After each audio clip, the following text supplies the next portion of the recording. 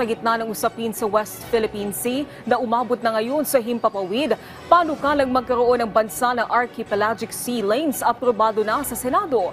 Ang ilan pang nilalaman ng panukala alamin sa sentro ng balita ni Daniel Manalastas.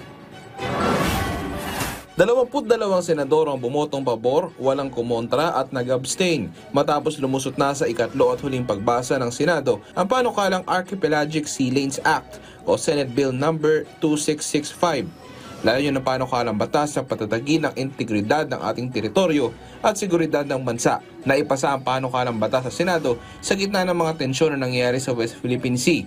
Maritime Defense Strategy, the clear demarcation of sea lanes strengthens our national defense by enabling better surveillance and patrol operations within our territorial waters. Ayon kay Senate Majority Leader Francis Tolentino, sa pamamagitan ng panukalang batas, mas mareregulate natin ang galaw ng international maritime traffic sa karagatang sakop ng bansa. Mapipigilan din daw ang hindi otorisadong pagpasok ng mga dayuhan sa ating teritoryo at masisiguro na ang mga dumaraang barko ay nakaangkla sa ating batas at regulasyon. This act will reinforce our sovereignty by establishing our authority over the archipelagic waters and ensuring that any passage through these waters is consistent with our national interest.